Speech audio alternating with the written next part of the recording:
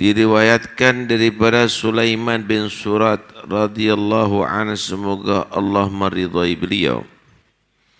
Qala, beliau berkata, kuntu jarisan ma'an Nabi sallallahu alaihi wasallam. Aku pernah duduk bersama Nabi sallallahu alaihi wasallam. Wa rajulani yastabban. Saat itu ada dua orang yang saling mencaci, adu, tukaran. Ini orang bertengkar, saling mencaci. Wa ahaduma gadih marra wajhuh. Salah satu di antara dua orang ini emosinya udah tinggi, sehingga digambarkan wajahnya udah memerah. Ihmarra, memerah wajahnya. Wantafakhat audajuh, dan melembung, membengkak, membesar urat-urat lehernya. Wah, saking marahnya ini berarti. Iya, ngotot kata orang Jawa ya.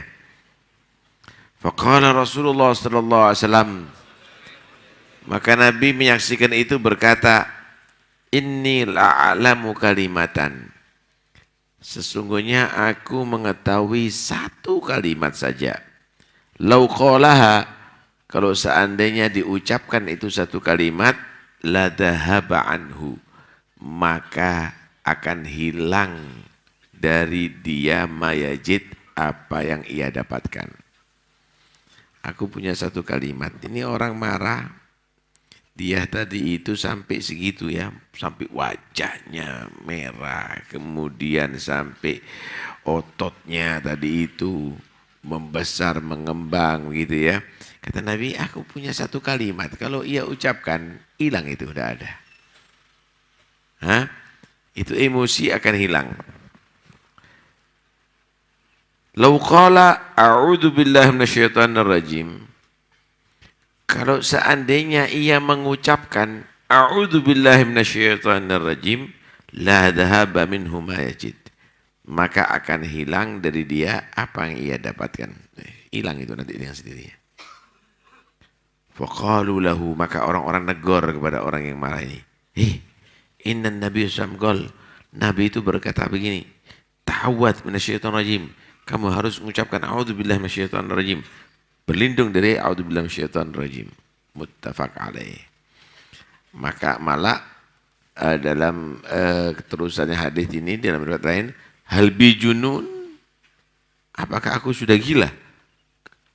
Kok aku disuruh a'udzubillahi minasyaitonir rajim? Aku sudah kesurupan gitu. Akhirnya diucapkan, meredah itu semuanya. Masya Allah. Di sini kita harus paham bahwa setan itu menunggu kita bisa dikuasai. Dan itu biasanya kalau kita emosi. Kalau kita emosi. Kalau emosi itu kita ini bisa menjadi kekanak-kanakan. Bahkan kadang-kadang hilang akal seperti binatang. Itu orang emosi, Pak. Disitulah setan yang akan selalu membakar emosi kita. Terus gimana caranya? Ya, kamu harus paham. Kalau itu adalah program syaitani, program setan, untuk supaya kamu tadi itu hilang akal dan kamu tidak berpikir yang normal, maka kamu harus padamkan. Dengan cara apa? Di antaranya a'udzubillahi minasyaitonir rajim. A'udzubillahi minasyaitonir rajim. Masya Allah.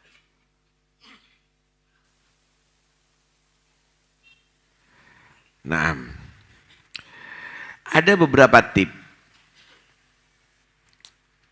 Jika dilakukan, insya Allah emosi bisa terkontrol. Pertama, ini yang harus keilmuan ini. Ada yang harus dipraktekkan juga sih nanti. Pertama begini,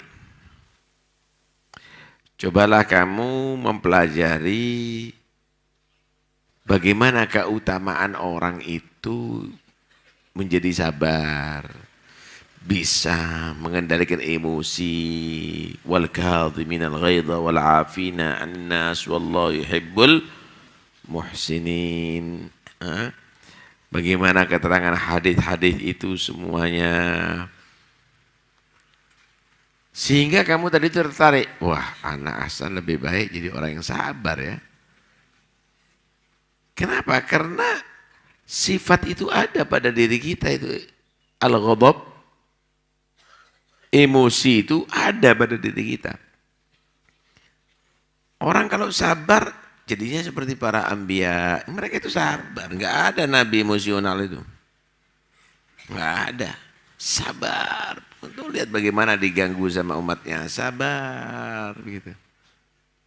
Fasbir kama sabara ulil azmi minar rusul. Allah perintahkan kepada Muhammad. Muhammad sabar ya. Seperti para nabi ulil azmi sabar mereka. Allah perintahkan juga orang beriman. Ya ayyuhalladzina amanus biru wasabiru warabitu. Orang-orang yang beriman. Isbiru. Sabar, kamu sabar. Enggak ada orang diangkat jadi orang istimewa di sisi Allah itu yang tidak sabar, Pak.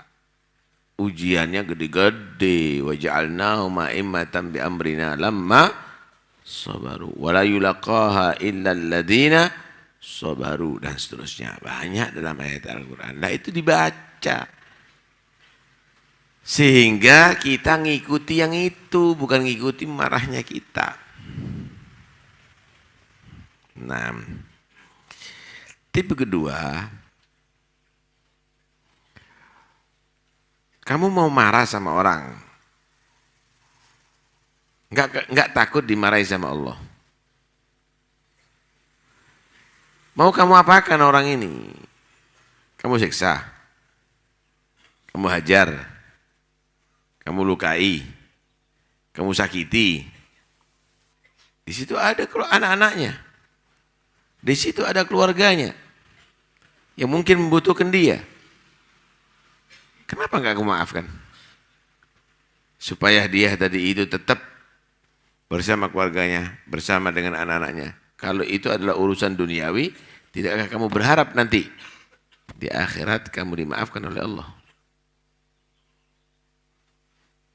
Emangnya siksanya kamu itu sama dengan siksanya Allah? Iya, lebih dahsyat siksanya Allah. Nah, berharap dengan memaafkan kesalahan orang, kamu akan dimaafkan dan kamu akan selamat daripada siksa Allah Subhanahu wa taala. Nih, tak kasih gambaran. Ada orang nempiling kamu 1 kali, kamu tempiling 2 kali. Mana yang zalim? Lah, kamu lebih zalim daripada dia nanti. Ada orang mungkin nyubit kamu biasa, tapi kamu cubit sampai luka. Mana yang lebih zalim? Lah. Ada orang nyaci kamu 1 kali, kamu balas caci 3 kali. Mana yang lebih jahat?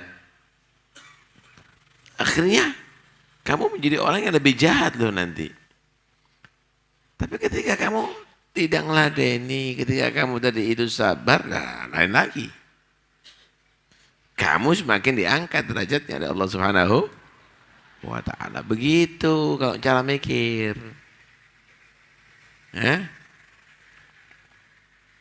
Nah,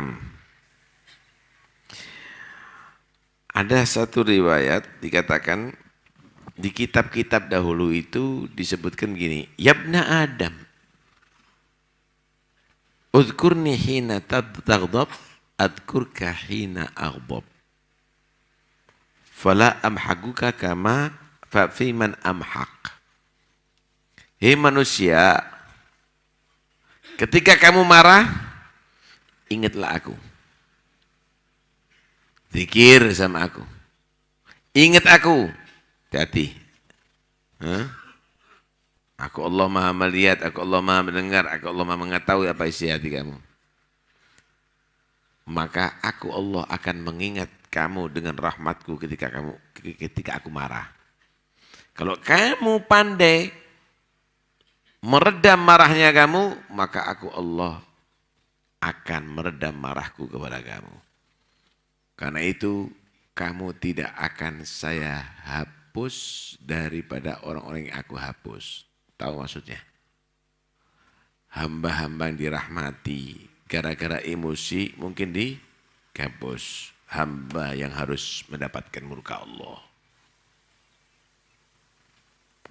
Hamba-hamba pilihan Allah gara-gara marah turun seret menjadi hamba biasa. Dulu waktu dia belum terkenal, dia banyak maafkan. Tapi sudah terkenal, ngodik sendiri, kurang ajar, setan. Itu malbu kabeh wis. Itu taman safari kurang komplit, Pak. Bajul, babi, anjing, serigala, wah, semuanya sudah habis. Awas, hati-hati.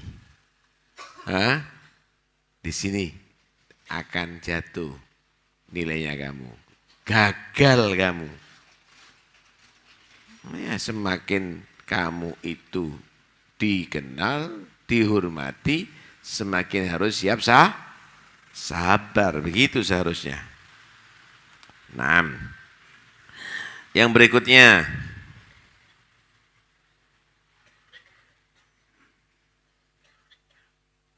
Dikatakan gini, karena itu orang itu Pak ya.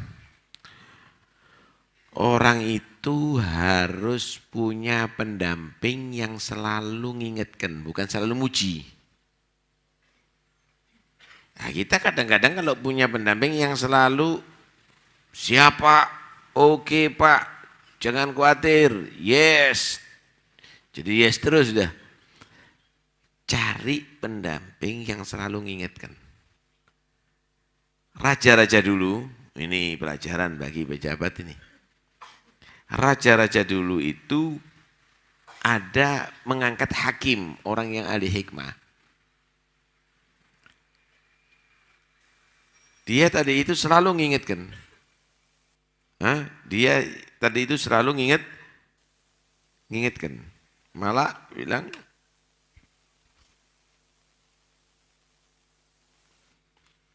kalau raja tadi itu mulai marah emosi, ini pejabat ini nggak boleh emosi memang.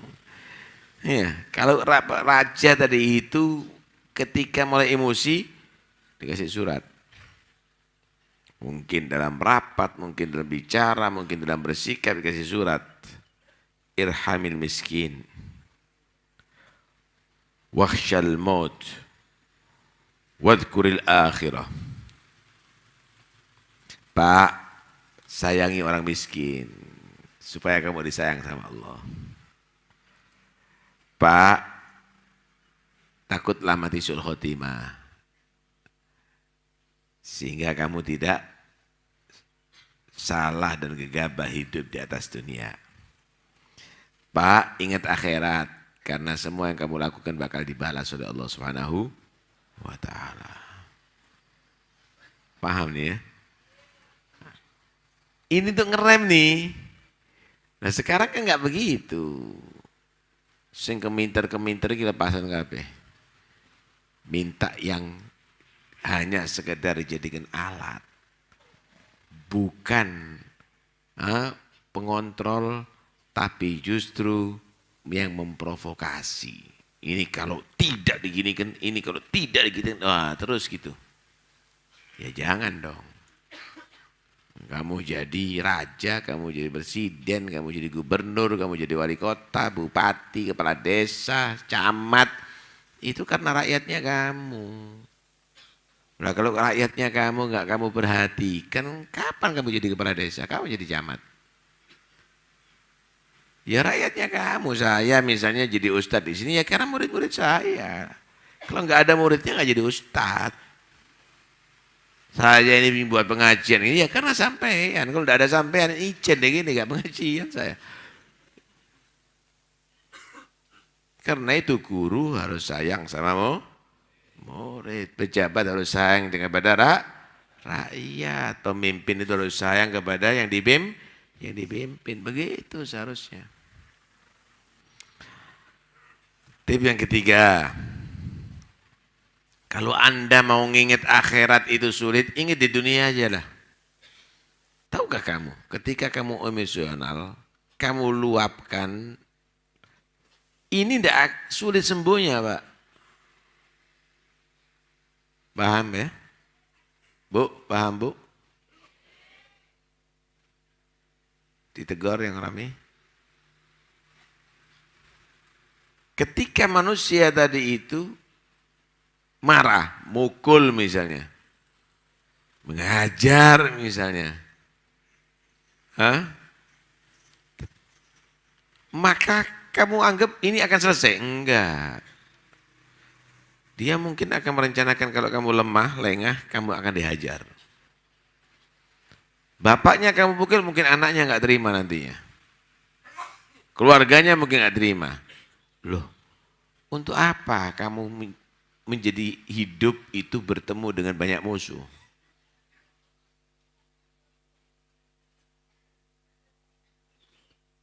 Ketika kamu sabar, ketika kamu memaafkan, selesai. Selesai urusannya. Masuk medsos, wih isinya caci makian. Apa nilainya kamu? Terus kalau dibaca sama keluarganya apa? Kalau dibaca, kalau didengar sama pengikutnya bagaimana? Hilang akal Pak, kalau orang sudah emosi tadi itu. Buat apa hidup di atas dunia tidak damai? Buat apa hidup di atas dunia itu saling bermusuhan? Yang berikutnya, yang keempat, pernah ngelihat orang emosi enggak? Yang ganteng dari elek Pak. Yang tampan jadi jelek. Ini perempuan yang cantik tapi emosi, mencucu enggak karuan. Yang seharusnya dengan senyumannya tadi itu kelihatan cantik, berubah. Sampai kadang-kadang itu nih muncrat-muncrat. Berubah. Karena itu nanti suruh nyoteng kalau kamu itu marah. Cini niru ngeraimu kayak apa. Kamu akan malu dengan itu. Masa sih? Kadang-kadang yang tidak salah diajar kelas tar. Apa salah kelas ini? Itulah emosi. Itulah emosi. Menjadikan manusia hilang akal. Menjadikan manusia itu hilang akal. Nah itu subhanallah, nanti lihat orang yang dia tidak emosi, kelihatan sopan terus. Kelihatan sopan terus. Nih gini, ada anjing yang dia tadi itu lagi tidak marah. Wah lucu Pak. Kucing juga begitu, lucu. Coba klik ketika dia marah. Ketika dia tukaran itu, wow, sangar jadinya. Ini yang lucu kok jadi begini ya. Anjing itu, waduh kelihatan taringnya itu. Menakutkan jadinya. Enggak lucu lagi. Paham nih? Lu sampean mau jadi seperti anjing gitu, sama kucing, jadi kucing itu. Marah. Anda tidak menjadi tambah hebat, Anda tidak menjadi tambah baik, tidak menjadi tambah tampan, tidak menjadi tambah cantik, tidak menjadi tambah terhormat, Anda menjadi orang yang rendahan. Rendahan itu, kalau para anbiya, orang-orang soleh, mereka bisa mengendalikan itu semuanya. Milih jadi orang soleh atau jadi seperti anjing sama kucing. Yang berikutnya, tahukah kamu? Bisikan-bisikan setan itu biasanya ketika kamu dibakar, diprovokasi, kamu jangan mau diremehkan sama orang. Kamu itu tokoh. Jangan mau kamu itu dianggap kecil, dianggap remeh. Seakan-akan kamu tidak mampu melawan dia. Siapa sih dia? Siapa kamu? Tunjukkan gigi kamu. Ano apa nunjukno gigi? Wis kuning kempong pisan. Nah. Bagaimana kekuatan kamu? Bagaimana kepengaruh kamu? Wah, dia tampil. Sebetulnya nggak begitu. Sebetulnya nggak begitu. Kamu harus lawan, bodoh, setan, bodoh kau. Justru ini kesempatan saya untuk menjadi orang yang mendapatkan pahala dan derajat di sisi Allah. Justru ini kesempatan saya memaafkan dia. Saya membantu dia. Saya menolong dia. Maka kamu akan menjadi orang pilihan Allah. Itulah dipuji oleh Allah, wal kadhiminal ghaidha wal 'afina 'anil nas wallahu yuhibbul muhsinin. Jangan mau kamu tidur di goblok-goblok sama setan, Pak. Jangan mau. Yang berikutnya,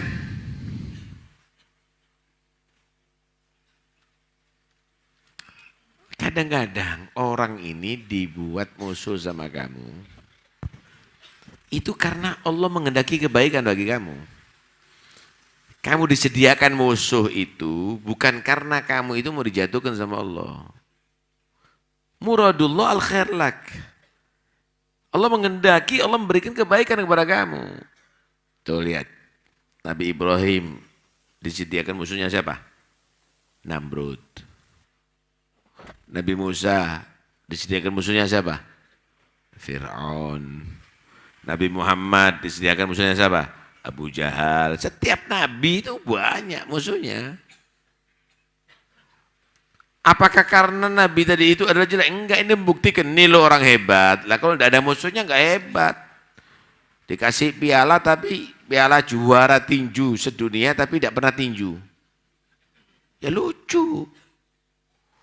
Apa buktinya orang ini kuat? No. Lawan-lawannya tumbang semuanya.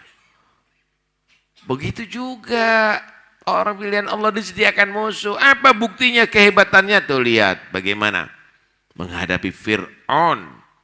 Seseorang didampingi dengan Nabi Musa, didampingi Nabi Harun.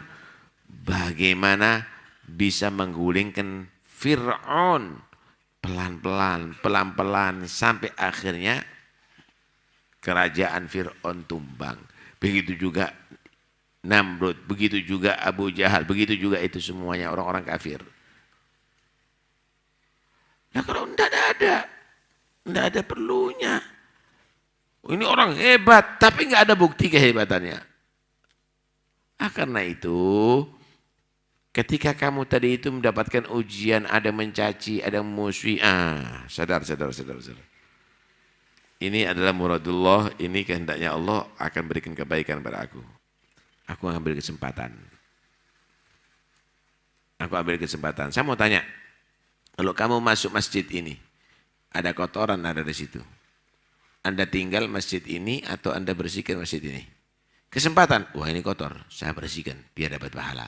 Gitu. Tidak mau masjid sini, kenapa kotor? Terus sholat di mana kok? Di hotel? Ada di istana? Ya bersihkan kalau kotor. Itu kesempatan bagi kamu. Tahu pohon, Pak?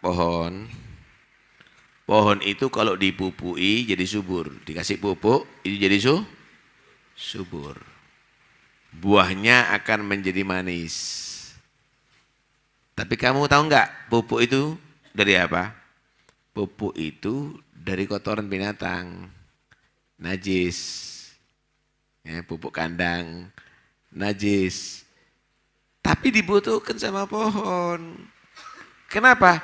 Karena untuk membantu kesuburan tanah, untuk membantu yang lainnya, dan itu sehingga tumbuh dengan subur dan mengeluarkan buah yang baik. Begitulah Allah kasih pupuk ente. Pupuknya apa? Gangguan orang, musuhnya orang. Itu pupuk itu.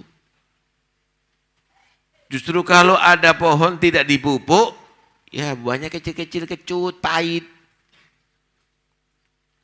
Tidak sehat pohonnya. Begitu juga Anda ini jadi orang beriman kalau tidak dikasih pupuk begitu. Pupuknya ya ini. Gangguan orang-orang itu. Masya Allah, itu tip-tip yang harus diingat itu ya.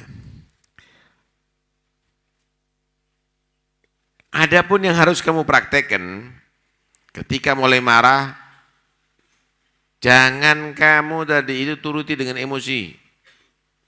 Tapi uskut, diam. Kata Nabi SAW, allimu wa yassiru wa la tu'assiru wa idha ghadibta faskut wa idha ghadibta faskut wa idha ghadibta faskut. Ajarkan ilmu. Permudah semua hubungan kamu dengan manusia semenjak bukan maksiat kepada Allah. Jangan kamu persulit orang-orang ini semuanya.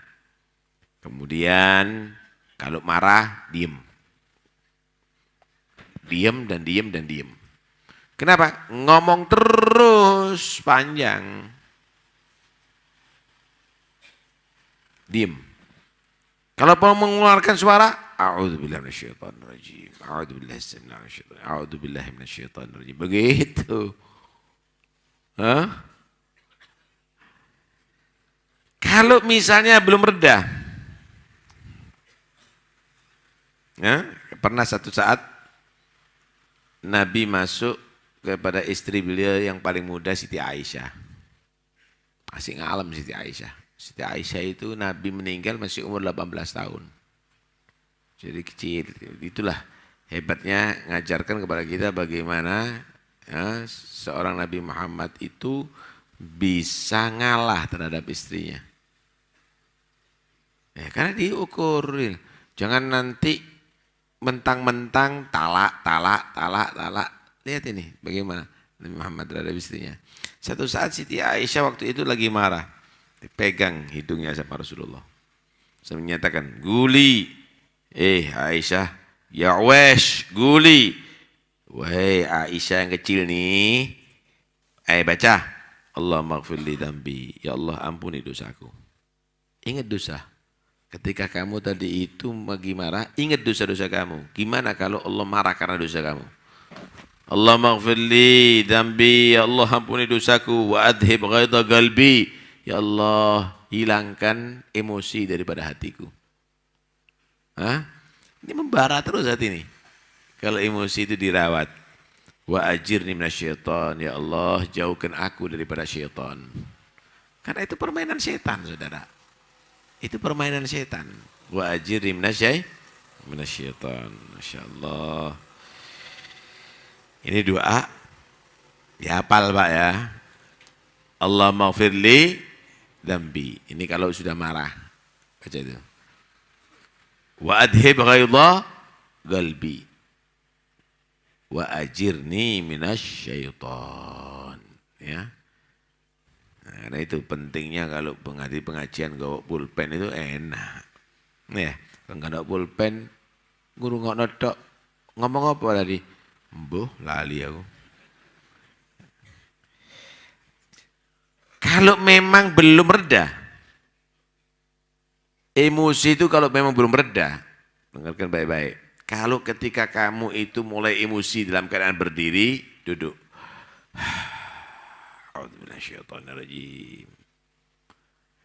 Dan jangan banyak gerak. Duduk. Paham ya? Ketika kamu marah dalam keadaan berdiri, duduk. Jangan duduk kemudian kamu berdiri. Jadi, caruk wis. Jadi, Anda bisa dipermainkan sama setan. Ini sikap yang harus. Paham ya? Oke. Kamu tadi itu kamu dalam keadaan emosinya lagi duduk, senden kamu, setengah ngeleser gitu. Artinya begini, emosi itu akan mereda semakin kamu itu merendah ke bawah. Semakin merendah, kalau kamu itu semakin merendah ke bawah. Mengingat kepada merendah, mendekat kepada bumi. Kenapa? Dengarkan baik-baik. Kamu itu siapa sih? Kamu itu makhluk yang diciptakan dari tanah. Ingat kamu itu akan kembali ke dalam tanah. Mau mati kamu itu. Buat apa hidup di atas dunia kalau kamu tadi itu hanya membara, terbakar dengan emosinya kamu. Ingat matinya kamu. Yang sabar. Untuk membuat sadar. Gitu. Untuk membuat sadar. Masya Allah. Kalau belum, ya, belum bisa mengatasi, dengarkan baik-baik. Emosi itu kan permainan setan. Setan itu dibuat dari api. Yang bisa mematikan api adalah air. Innal ghadaba jamrah tugadu fi qalbi ibni Adam. Kata Nabi, emosi itu ibarat bara api yang hidup ada di hatinya manusia. Alam tarau ila intifakhi audaji wa ilahmirari aine. Coba kamu lihat bagaimana matanya orang yang marah, merah. Otot-ototnya yang ada di leher ini audaj. Otot yang ada di leher itu mengembang semuanya.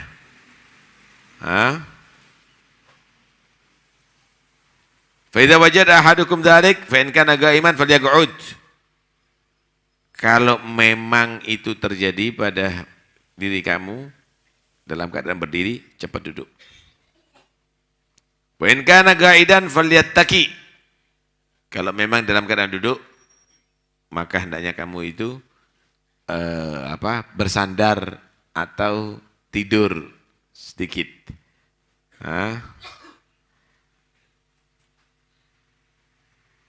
Tetapi kalau memang belum mampu, maka hendaknya kamu itu wudu. Innama yudfi'un nar al-ma'. Kata Nabi SAW, innal ghadab minasyaitan. Emosi itu adalah daripada syaitan. Wa inna syaitana khuliqa minan nar. Setan itu diciptakan dari api. Wa innama tudfa'un naru bil ma'. Hanya yang bisa mematikan api itu adalah air. Fa idza ghadib, kalau ada orang marah, hendaknya fa idza ghadiba ahadukum, kalau ada seorang di antara kalian marah, falyatawaddo, maka hendaknya dia berwudu. Malah ada menyatakan mandi juga dengan niat apa? Meredakan emosi, begitu. Ya bukan niat, bukan raful hadas, ya tetap raful hadas. Artinya melakukan itu untuk dia tadi itu meredakan. Apalagi kalau sudah wudhu atau mandi kemudian diteruskan dengan sholat, ya Allah, maka kamu akan menjadi orang hebat itu. Ya? Karena itu, wis pulang dari sini insya Allah tidak ada yang niat untuk balas, ya, enggak ada. Tak maafkan sudah. Ya, tidak ada niat untuk melakukan kejahatan. Kemudian tidak usah mempersiapkan diri untuk caruk, untuk yang lainnya, enggak ada. Marah itu karena Allah. Marah itu karena Allah. Misal, saya mau tanya.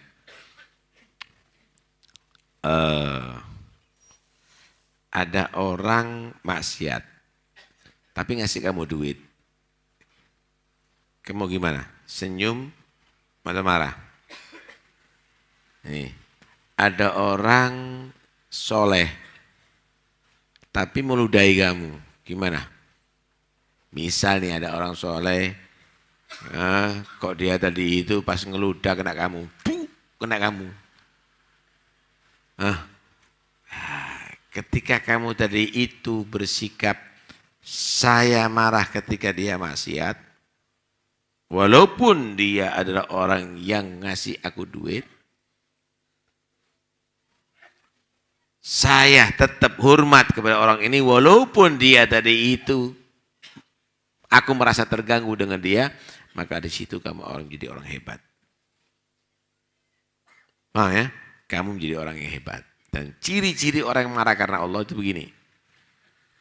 Kalau orang itu berubah, maka hilang marahnya. Misal nih, kamu diganggu sama orang itu.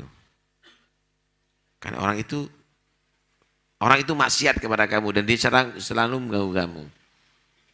Paham? Maksiat. Kamu gak senang, ini pelacur. Ya Allah, ini mengganggu yang ada di daerah kami ini. Ini orang main judi. Ini orang gak sholat Jumat. Orang ini, itu, dan ini. Anak gak senang.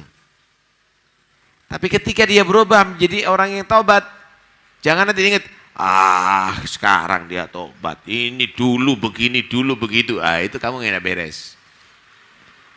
Alhamdulillah, udah berubah ini orang. Ya Allah, bagaimana orang kasih hidayat. Saya harus bantu ini orang. Saya harus begitu. Asalnya jago, kemudian kecelakaan sampai lumpuh, kapok.